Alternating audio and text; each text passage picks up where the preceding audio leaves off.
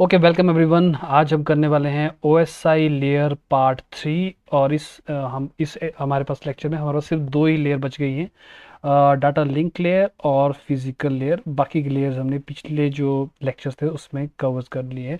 तो आज हम डिस्कस करने वाले हैं कि डाटा लिंक लेयर और फिजिकल लेयर उनके फंक्शंस क्या है और कौन कौन सी सर्विसेज जो है वो प्रोवाइड करती हैं। तो शुरुआत हम करेंगे डाटा लिंक लेयर से। डाटा लिंक लेयर जो है ये आपके पास सेकेंड लास्ट लेयर है OSI मॉडल में, और ये दो बड़े इंपॉर्टेंट काम करती है। सबसे पहले ये जो आपके पास एडजेसेंट नेटवर्क्स के डिवाइसेस है उनको ये कम्युनिकेट करने में हेल्प करती है, और लोकल एरिया नेटवर्क में ये बेसिकली आइडेंटिफिकेशन जो है सर्विस प्रोवाइड करती है। तो आप सोच सकते हो कि डाटा लिंक लेयर का जो मेन काम है वो कहाँ पे एग्जिस्ट करता है। वो एक्चुअली में नेटवर्क एंटिटीज़ के बीच में डाटा को ट्रांसफ़र करने में एग्जिस्ट करता है। तो आप देखोगे कि डाटा लिंक लेयर ये कैसे प्रोवाइड करती है। तो डाटा लिंक लेयर में आपको ये हमेशा याद रखना चाहिए कि जो डिवाइसेस इस लेयर पे काम करती है वो आपके पास है स्विचेस और ब्रिजेस। इन दोनों जो डिवाइसेस है ये डाटा लिंक लेयर पे काम करती है। और ये जो सर्विसेज आपको प्रोवाइड करती है वो आपके पास है framing, flow control and error control.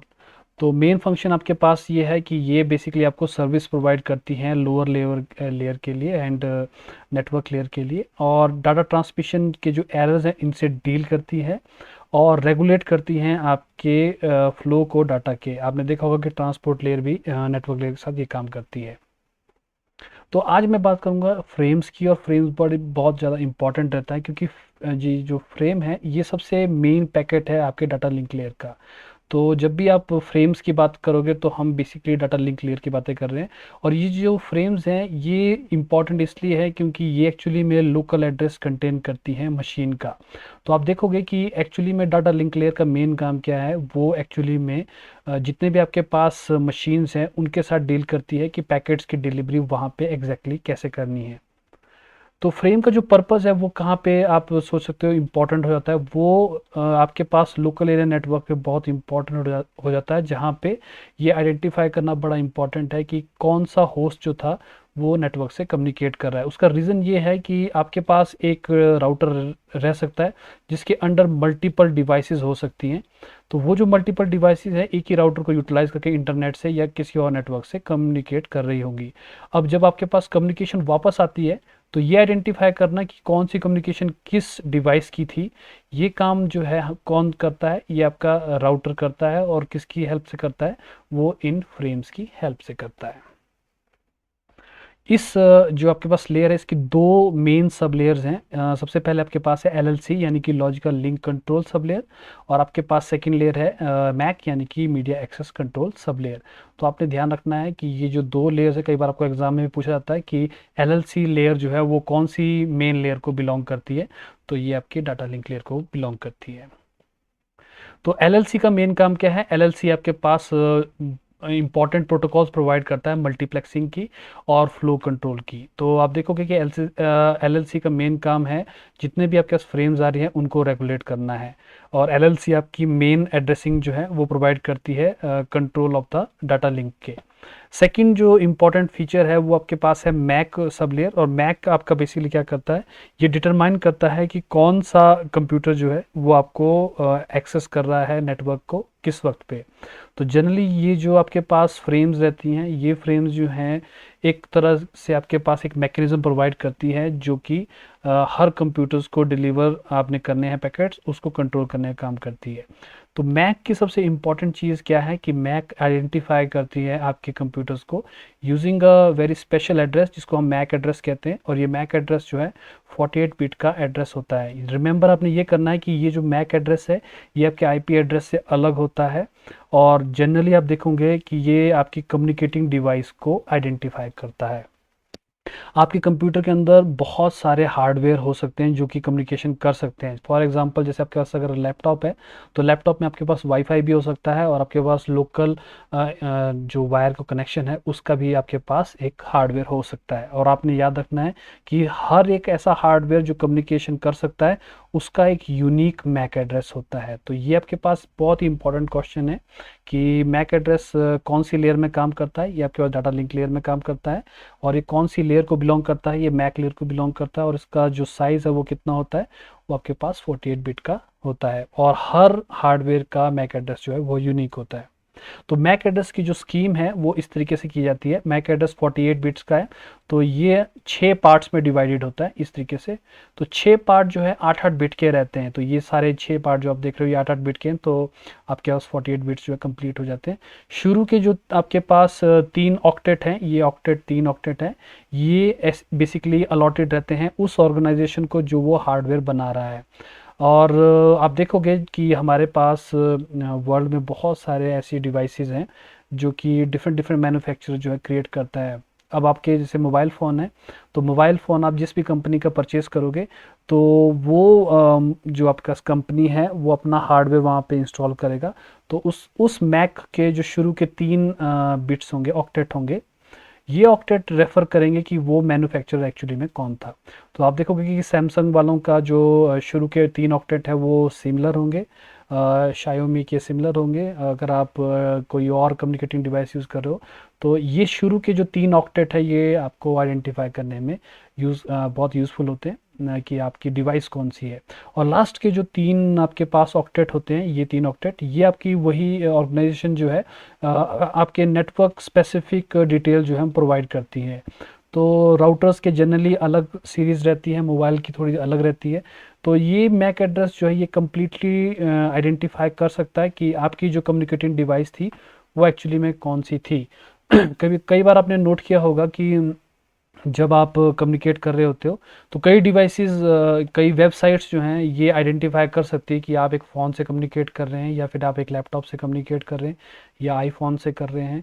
तो वो पॉसिबल कैसे होता है कि उनके पास ये इन्फॉर्मेशन होती है कि आपका हार्डवेयर जो है वो कौन सा है। उसी प्रकार अगर आप इंटरनेट सर्फ कर रहे हो, तो आपका ये जो मैक एड्रेस है ये आपकी कम्युनिकेशन के साथ इन्वॉल्व रहता है, क्योंकि हर पैकेट के अंदर एक आपके पास मैक एड्रेस का जो फ्रेम है वो भी एग्जिस्ट करती है। तो ये भी आपने ध्यान रखना है कि आपकी जो कम्युनिकेशन है ये भी बड़े आराम से ट्रैक की जा सकती है कि अगर आपने कम्युनिकेशन की है तो वो किस डिवाइस से की है। अगर आप मोबाइल से कर रहे हो कम्युनिकेट तो वो भी डिटेक्ट किया जा सकता है, और अगर आप कंप्यूटर से कर रहे हो, लैपटॉप से कर रहे हो, तो वो भी डिटेक्ट किया जा सकता है।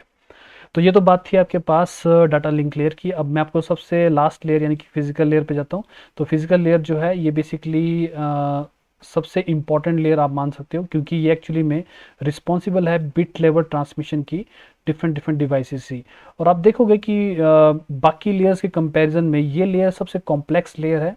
उसका रीज़न ये है कि हमारे पास एक तो डिवाइसेस ही बहुत सारी हैं कम्युनिकेशन की, और हमारे पास मेथड्स ही बहुत सारे हैं कम्युनिकेशन के।